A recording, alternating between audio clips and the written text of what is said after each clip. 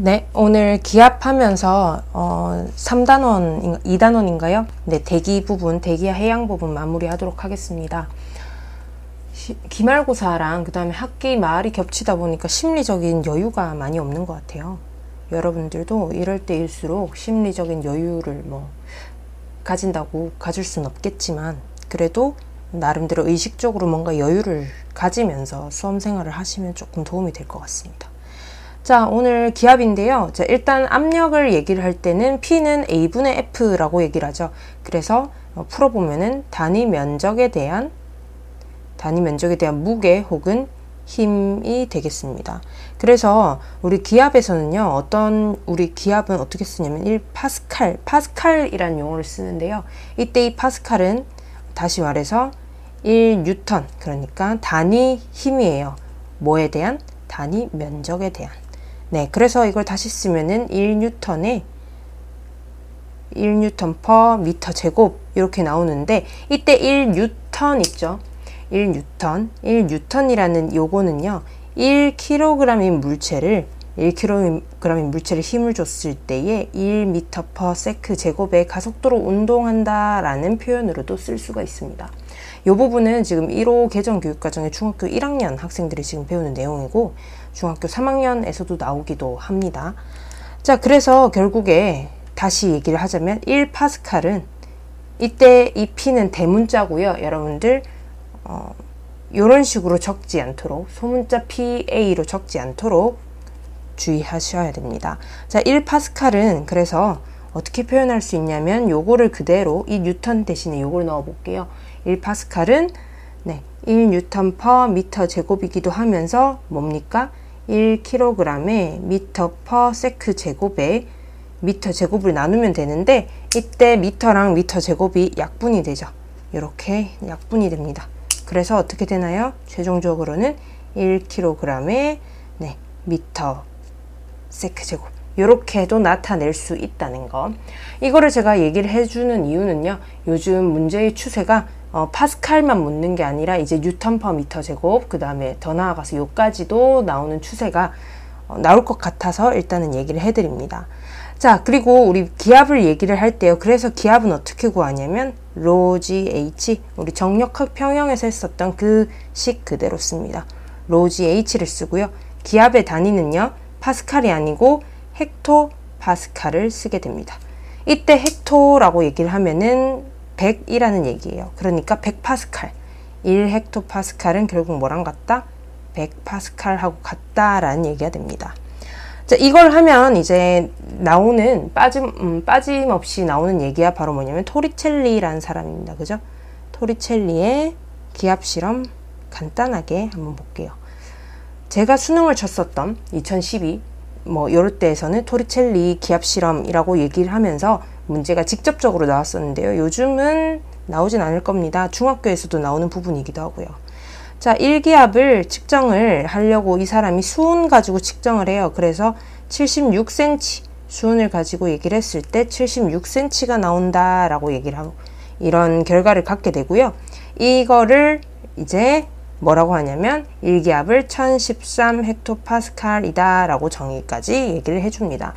이때 1013 헥토파스칼은 다시 뉴턴으로 바꾸면 어떻게 돼요? 1013에 헥토니까 100이죠. 100에다가 뉴턴 퍼 미터 제곱이 되죠. 그래서 이거를 얘기를 하면은 약 10톤의 공기가 누르는 힘이 어떤 기압? 1기압이라고 얘기를 합니다. 그래서 이때 토리첼리가 얘기를 할 때에 기압에 그 관 있죠. 관이 얇건 굵던 그 다음에 기울어져 있건 다 상관없이 어떻게 76cm에 고정이 되더라 라는 것까지도 그냥 참고삼아 알아두시면 될 것 같습니다. 자, 이제 기압을 이제 다룰 때에 우리 기압 경도력 그다음에 수학 경도력 했던 얘기는요. 우리 저번 영상에서 경도력과 관련된 영상에서 다뤘기 때문에 바로 직윤풍과 경도풍 해서 들어가도록 하겠습니다. 기압 경도력 할 때 수평 수업 경도력에서만 제가 설명을 하고 그 다음에 연직 정력학 평형에 대해서도 그 전 영상에서 했었는데 수평 수업 경도력과 수평 기압 경도력과 같이 같이 보시면 됩니다. 유도하는 방식이 똑같고요. 식도 똑같기 때문에 바로 우리는 직윤풍으로 들어갑시다. 자, 일단은 상층 대기를 기준으로 하고 상층 대기와 그 다음에 지상 대기 쪽 한번 봅시다. 자, 상층 대기라고 얘기를 하면요, 보통 1km 이상, 높이 1km 이상을 얘기를 하고, 지상은 그보다 아래 1km까지를 지상 대기라고 얘기를 합니다. 이것의 차이는 바로 뭐냐면, 지상은 마찰력이 작용을 하고 마찰력이 있고요. 얘는 높아져서 마찰력이 작용을 하지 않는 상태가 됩니다. 자, 그래서 이 상층 대기를 보면요, 직윤풍과 그 다음에 경도풍으로 나눌 수가 있습니다.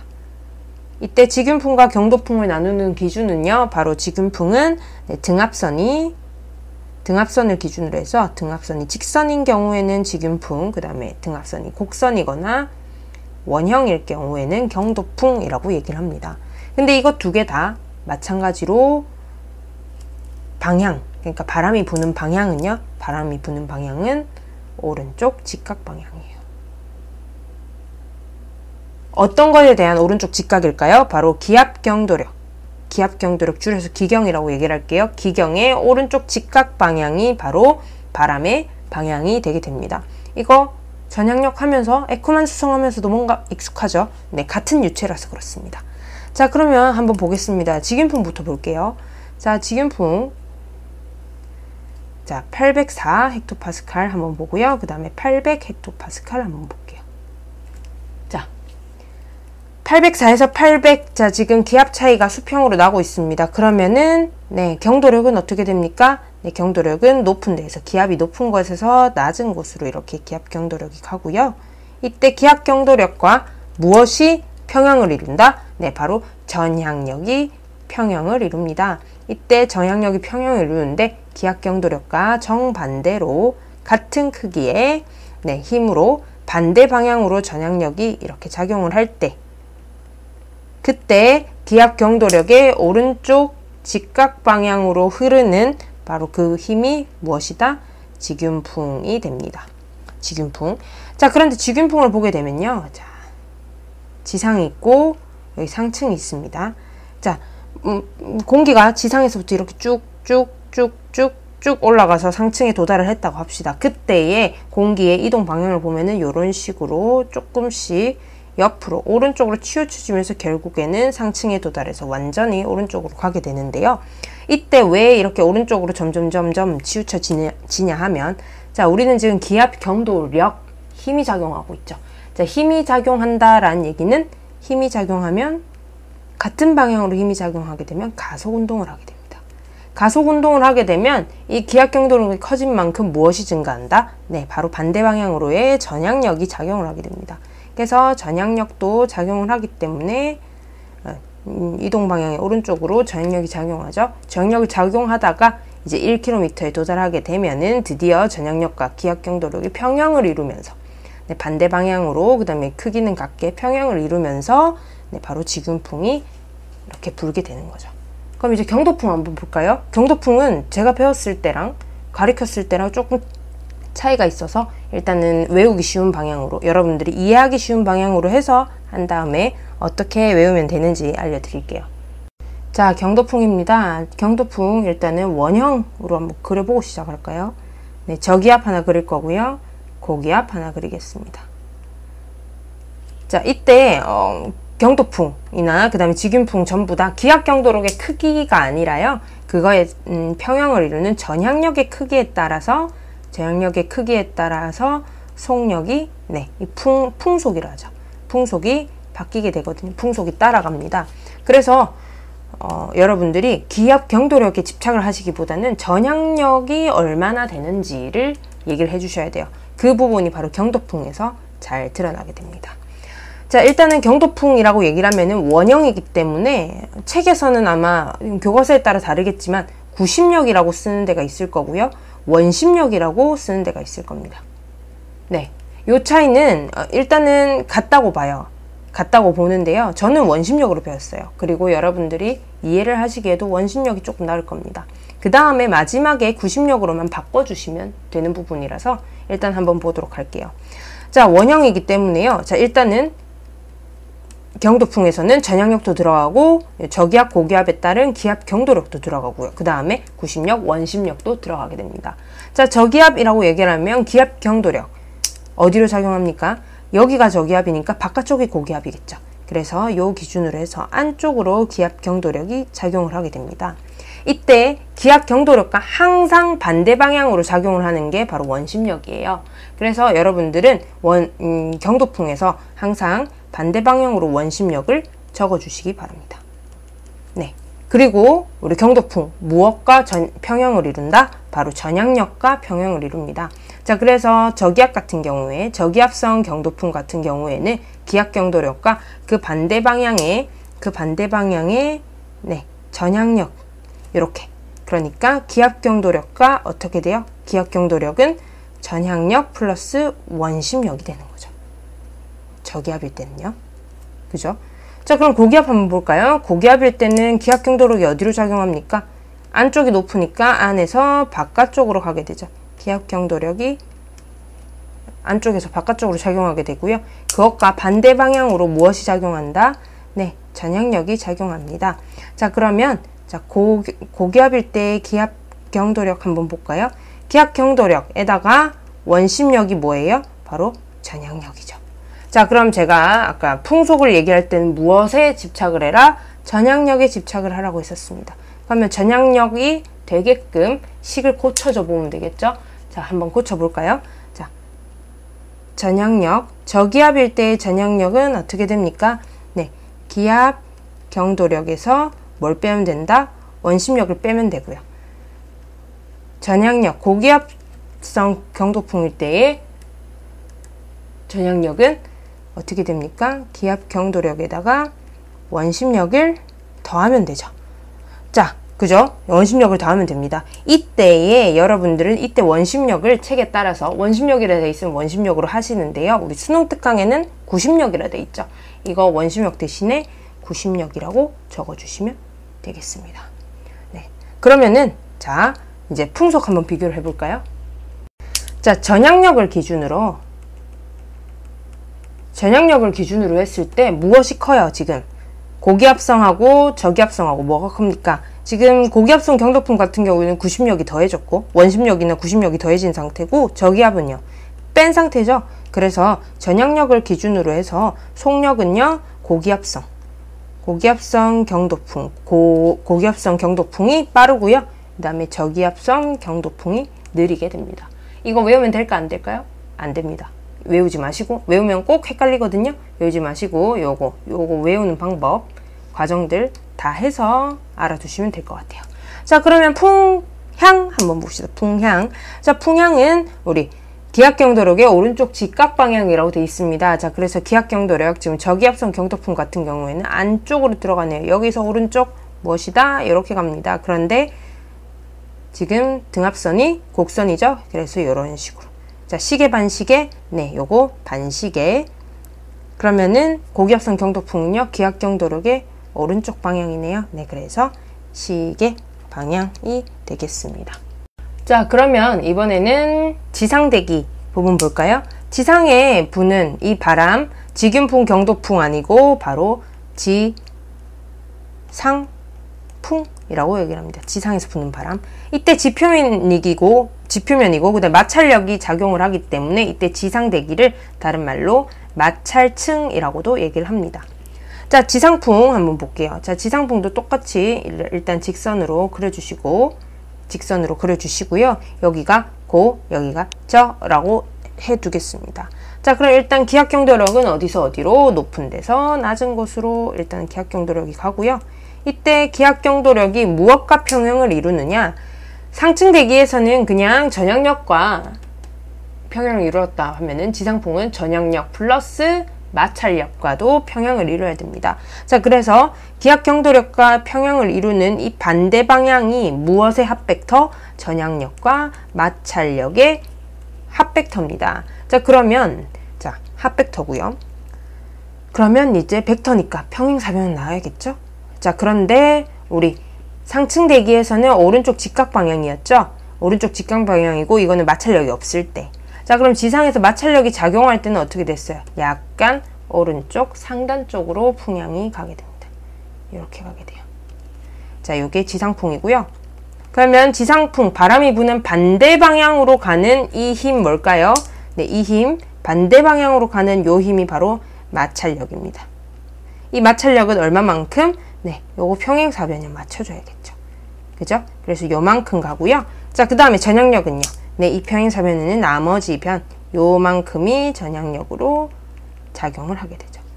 네, 여기까지가 지상풍이었습니다. 간단하죠? 간단한데요. 이제 한 가지만 더 하고 갈게요. 편서풍 파동입니다.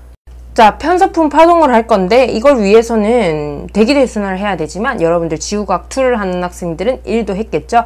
그리고 제 영상에 네, 대기대순환 영상을 참고하시면요. 편서풍 파동에 대한 내용까지 살짝 다 들어가 있습니다. 대기대순환 영상 참고하시고요. 네, 대기대순환 영상 참고하시고요. 자, 편서풍 파동으로 바로 들어가자면요. 일단 편서풍 파동은 전 지구적인 어떤 영향입니다. 그래서 저위도와 고위도의 온도, 그러니까 기온 차이에 의한 뭐예요? 공기의 높이, 그러니까 기온 차이에 의한 위치 에너지가 무엇으로 바뀐다? 네, 운동 에너지로 바뀌면서 무엇을 맞춘다? 지구의 열수지를 맞추는 겁니다. 저위도와 고위도의 기온차와 그 다음에 굉장히 큰 스케일이기 때문에 전향력이 평형을 이뤘을 때에 편서풍 파동이 일어난다라고 얘기를 합니다. 이때 기온차기 때문에 무엇? 기압, 경도력이라고 얘기를 하시면 되겠죠. 자, 이거 굉장히 간단합니다. 자, 굉장히 간단해요. 자, 일단 상층 한번 그려볼까요? 상층 크게 한번 그려봅시다. 상층. 그 다음에 뭐 그려야겠어요? 하층 그려야겠죠? 지상 그려봅시다. 자, 그려보시고, 자, 파동이기 때문에 네, 그리고 이 편서풍 파동은 편서풍 중위도입니다. 그래서 구불구불하게 되면서 이렇게 네, 동쪽으로 가게 되고요. 이때 편서풍 파동에서 곡선의 윗부분 기압이죠. 네, 이거 기압이 위입니다. 그래서 기압 마루. 그 다음에 여기는요. 네, 기압 골이라고 얘기를 해주시면 되겠습니다. 자, 그런데 지금 보세요. 기압이 여기 휘어져 있죠. 휘어져 있으니까 이 기압 마루 쪽에서는 무슨 바람이 불까요? 네, 바로 고기압성 무슨 풍? 경도풍이 불 거고요. 그 다음에 이쪽 기압골 여기 쭉 들어가는 이 부분은요. 여기에서는 네, 저기압성 경도풍이 불게 되겠습니다. 자, 요 부분까지 해주시면, 자, 그 다음에 우리 아까 직전에 했던 거, 자, 경도풍의 속도 중에 뭐가 빨랐어요? 고기압성 경도풍이 저기압성 경도풍보다 속도가 빨랐죠? 네, 요거 기억을 해주시면서 요거 가면은 굉장히 간단합니다. 자, 한번 볼게요. 자, 고기압성 경도풍에서는 어떻게 됩니까? 기압 마루고 고기압성 경도풍이 여기에서 여기 저기압성으로 내려갈 때 어떻게 돼요? 속도가 빠르고 여기는 느립니다. 그러니까 가장 가운데 부분에서는 병목 현상이 일어나겠죠? 네, 그래서 공기에 수렴이 일어나는데, 자, 여기는요. 기압골에서 기압 마루 쪽으로 갈 때는 속력이 느리다가 빨라지니까 요 중간 부분에서는 네, 발산이 일어날 겁니다. 그래서 공기가 상층에서 수렴이 일어나면 공기가 상층에서 모이면 어디로 가겠어요? 네, 지상으로 내려가겠죠. 지상으로 위에서 공기가 내려옵니다. 그럼 지상에서는요, 바로 무슨 기압? 고기압이 되겠고요. 이렇게 시계 방향으로 불어나가겠죠. 자, 그런데 여기 기압골에서 기압 마루 가는 부분은 어때요? 속력이 네, 빨라지니까 여기가 발산합니다. 공기가 모자래요. 그럼 어떻게 된다? 지상에서 공기가 빨려 올라갑니다. 자, 그러면 이쪽 밑에는 무엇? 네, 저기압이 일어나겠죠. 자, 저기압이 일어나는데 중위도 반시계 방향으로 불어 들어가죠. 네, 이때 중위도입니다. 그럼 저기압 지금 뭐가 또 생성될까요? 네, 요것과 더불어서 온대 저기압도 같이 발생을 하게 되겠죠. 자, 그러면 우리 상층에서의 기압골을 중심으로요. 기압골을 중심으로 오른쪽, 동쪽, 서쪽? 네, 동쪽이죠. 그 다음에 기압골 중심으로 왼쪽은 서쪽입니다. 자, 그러면 지상에서는요, 상층의 기압골을 중심으로 해서 서쪽은 뭐가? 네, 고기압이, 그 다음에 기압골 중심으로 해서 동쪽은 무엇이? 저기압이 일어나게 됩니다. 자, 그런데 여기 보시면요. 자, 기압골, 그러니까 상층에서의 기압마루 있죠. 기압마루 부분에서 이렇게 조금 더 그러니까 시간이 조금 지나면은 지상에서 고기압이 나타나고요. 그 다음에 상층에서 기압골이 나오면은 조금 시간이 지난 이후에 지상에서 저기압이 나타나게 됩니다.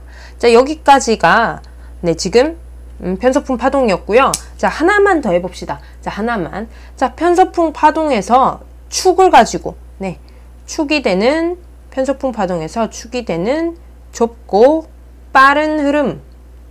우리 속도가 빠르다고 할 때 무슨 용어를 써요? 네, 제트라는 말을 쓰죠. 그래서 이거를 제트류라고 얘기를 합니다. 네, 이 부분은 이전 교육과정에서는 조금 자세하게 다뤘었는데 여러분들은 별로 안 다뤄도 돼요. 책이나 이런 데서 제트류에 대해서 설명이 계절마다 나와 있을 겁니다. 그 부분, 아, 이렇게 해서 되는구나. 우리 계절의 온도 차이, 우리 대편서풍 파동이 결국에 저기압과 저위도와 고위도의 기온 차이였으니까 기온 차이가 많이 날 때의 제트류가 어떻게 되는지, 적게 날 때의 제트류가 어떻게 되는지 어떻게 될까요? 기온차가 많이 나면 기압과 용도력은 세지겠죠. 세지면 편서풍 파동은 세질 거고요. 이게 세지면 제트류도 세지겠죠. 요렇게 뭐 이런 식으로 하고, 그 다음에 제트류의 위치도 달라져요. 계절마다 달라지는데 요 부분들 한번 그냥 교양 삼아 읽어보면서 해주면은 여러분들 문제 푸는데 전혀 이상이 없을 겁니다. 자, 여기까지가 지금 편서풍 파동까지였고요. 이것과 관련되는 그 뒤에 뭐 지구 열수지 평형이라든지 이런 부분들은 9월이 가기 전에 방학, 여름방학 시즌쯤에 제가 다시 설설 나가면서 마무리를 지어줄 거고요. 다음 영상은 바로 천문 쪽으로 가도록 하겠습니다. 천구 부분이죠. 지구과학 1에서 2로 올라왔던 부분이기 때문에 상당한 난이도가 예상이 됩니다. 네, 일단 여기까지 되게 고생 많으셨습니다. 수고하셨습니다.